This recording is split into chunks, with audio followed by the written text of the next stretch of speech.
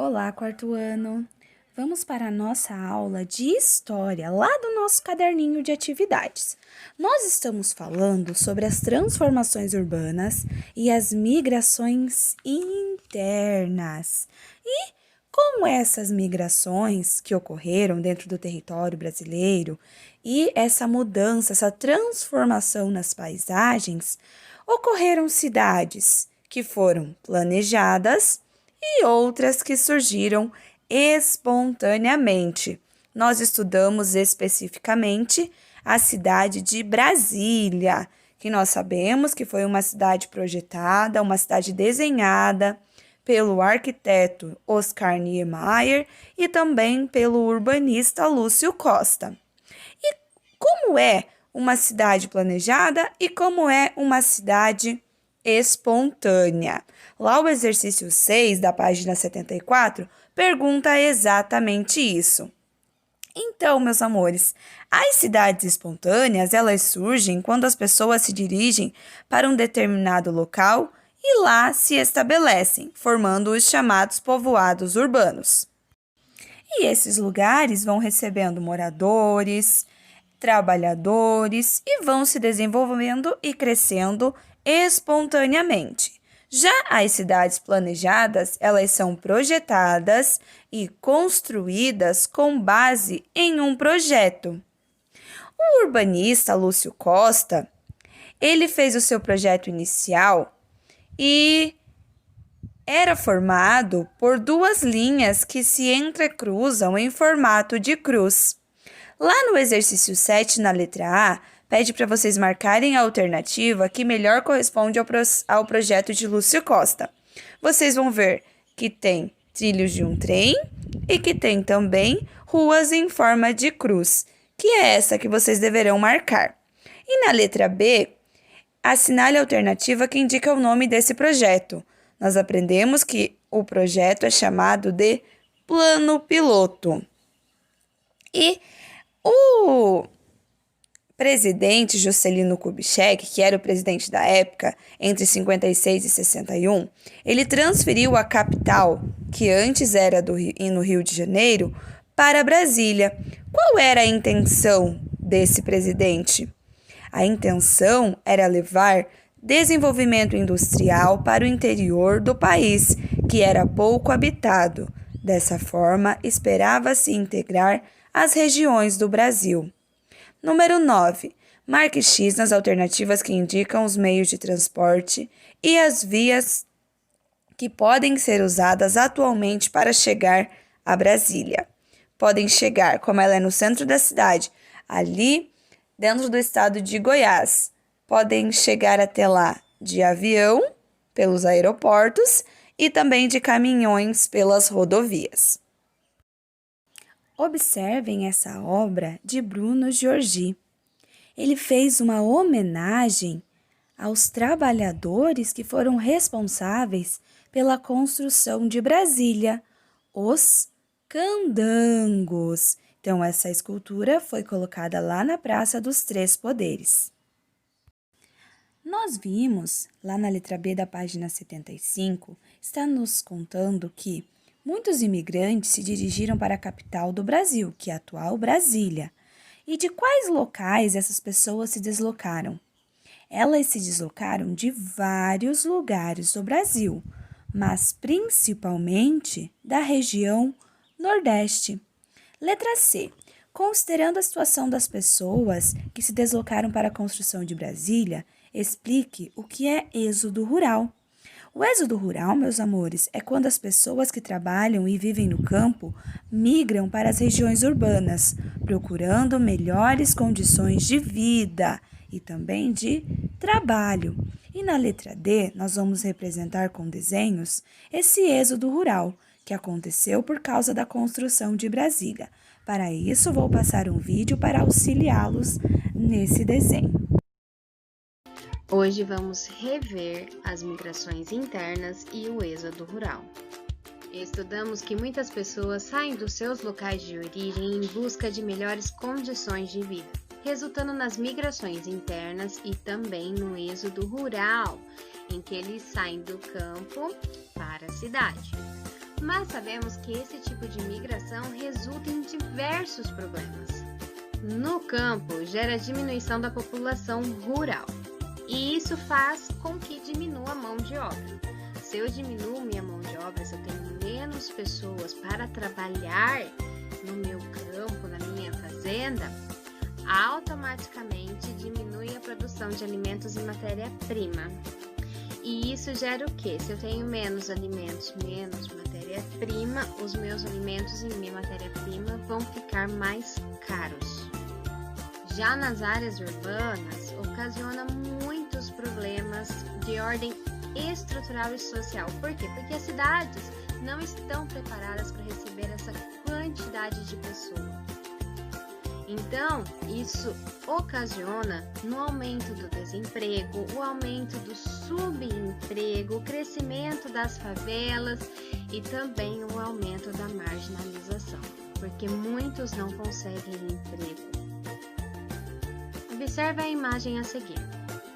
Na primeira imagem, podemos identificar o trabalho manual no campo, feito por pequenos agricultores. Já na segunda imagem, podemos identificar uma atividade tipicamente urbana, os catadores de latinha, ou seja, é um subemprego. Observe que são as mesmas pessoas e só muda o cenário. Página 76, exercício número 1. Vamos falar sobre as transformações dos meios de comunicação. Explique o que é comunicação e como ela ocorre. O que é essa comunicação? É quando as pessoas, elas interagem por meio de sinais, verbais ou não verbais. Por exemplo, quando estamos conversando, quando escrevemos um bilhete, quando mandamos mensagem pelo WhatsApp, pelo e-mail. Exercício número 2. Marque X nas afirmativas que exemplificam situações de comunicação entre as pessoas. Alguém coloca um bilhete dentro de uma garrafa e, em seguida, joga a garrafa no oceano e ninguém a encontra. Isso é um exemplo de comunicação? Não, porque ninguém encontrou o bilhete, então não houve essa comunicação. Um grupo de pessoas conversa sobre como solucionar um problema? Sim. Duas pessoas começam a trocar mensagens pela internet. Também é uma forma de se comunicar. Bombeiros recebem um telefonema sobre a ocorrência de incêndio. Sim, uma forma de comunicação. A respeito das diferentes maneiras de se trocar informações, leia estas imagens. Observe aqui. Essa pessoa está escrevendo uma carta, aí ela entrega para o carteiro, que nessa época entregava as cartas a cavalo. Observe que a carta foi escrita no dia 28 de julho e entregue no dia 4 de agosto, 6 dias depois. E tem mais uma forma de comunicação aqui. A menina está escrevendo para o menino no dia 20 de dezembro, e a mensagem também chegou no mesmo dia, porque nós sabemos que a mensagem pelo celular, se tiver acesso à internet, a mensagem é instantânea. Então, vocês irão enumerar as imagens de acordo com as legendas. A número 1 seria a maneira de se comunicar em outros tempos, antigamente. E a número 2, a maneira de se comunicar na atualidade. Então, nos outros tempos escreviam-se cartas, não que hoje em dia ainda não se escrevam, mas com a evolução da tecnologia, claro que é muito mais fácil você mandar uma mensagem pelo celular, pelo computador, ela chega muito mais rápido. Número 4. Marque X nas alternativas que indicam os meios de comunicação da atualidade. Todos os meios de comunicação aqui são da atualidade. Como eu disse, a carta já vem de muito antigamente, mas ela ainda é utilizada assim como o rádio. Então, a internet, a televisão, o telefone, a carta e o rádio. Marcar todas as alternativas. Escreva o nome de um meio de comunicação conforme cada característica indicada. Transmitem apenas um som. Apenas som. O rádio e o telefone fixo. Transmitem som e imagem. A televisão, a internet, o telefone celular. Transmissão imediata. Rádio, telefone fixo, televisão, internet e telefone celular. Você sabe o que é inclusão digital? Pinte a imagem que representa o significado de inclusão digital. Aqueles que estão usando equipamentos tecnológicos atuais, como essa pessoa aqui, essa mulher usando o computador e também esse homem usando o celular. Isso é uma inclusão digital, a inclusão da tecnologia no meio social. Nós vamos numerar essas cenas de acordo com a legenda. Quem aqui são os ouvintes e quem que são os atores radiofônicos que estão no rádio? Número 1 para ouvintes, número 2 para atores radiofônicos. Que meio de comunicação que foi representado nesta imagem? O rádio. Assinale a alternativa que indica o tipo de programação representado. Uma radionovela. Quais eram as programações transmitidas pelas rádios brasileiras? Podiam ser rádios novelas, programas de auditório, narração de jogos, jornais radiofônicos, entre muitos outros que eram apresentados. Leia a imagem e responda às questões a seguir. Observem essa imagem aqui. Imagem com o retrato de José Gonzalez Ribeiro no início de um filme. Então, o que a sequência de imagens está representando? A cena de um filme, o rolo de filme. A respeito das primeiras exibições de filmes e as suas produções, marque V para as afirmativas verdadeiras e F para as falsas. Para representar movimento, as imagens eram passadas rapidamente nos rolos de filme. Isso mesmo, como se fosse folhear um livro, para dar a impressão de movimento.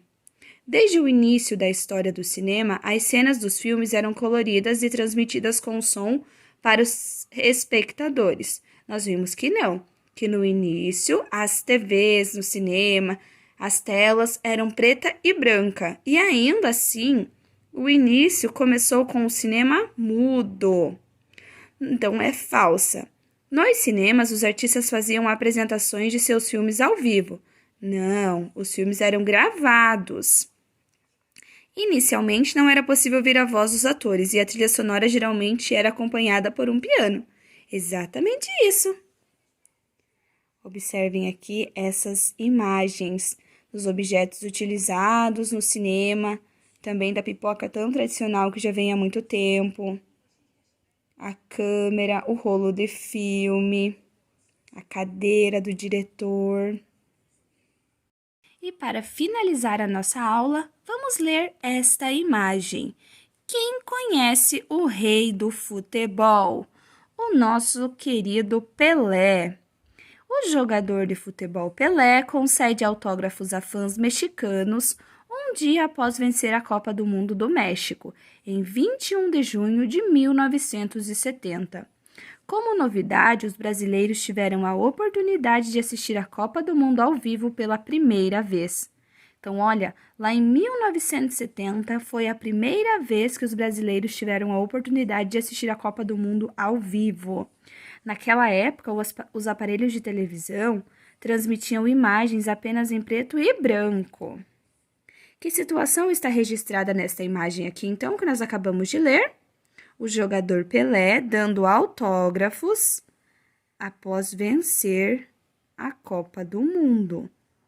Então, ele está dando autógrafos lá no México. Leia o texto explicativo da imagem e escreva qual foi a novidade desse evento. O que teve de novo? Foi a primeira vez que os brasileiros assistiram a Copa do Mundo ao vivo pela televisão. E que meio de comunicação foi a novidade no Brasil naquela época? A TV, a televisão. Marque um X no nome dos meios de comunicação que no passado reunia pessoas como espectadores ou ouvintes. O cinema, a televisão e o rádio. Vamos marcar as 3 alternativas. E por último, para finalizar a nossa apostila de história, no passado, algumas pessoas tinham receio de que a televisão substituísse outros meios de comunicação, como o cinema e o rádio. Isso se concretizou? Justifique sua resposta. Não, pois atualmente tanto o cinema quanto o rádio continuam populares Então, nenhum perdeu espaço. Uns são mais vistos que o outro, mas todos continuam existindo. Então, assim, nós finalizamos a nossa aula. Um grande beijo e até a próxima. Tchau, tchau!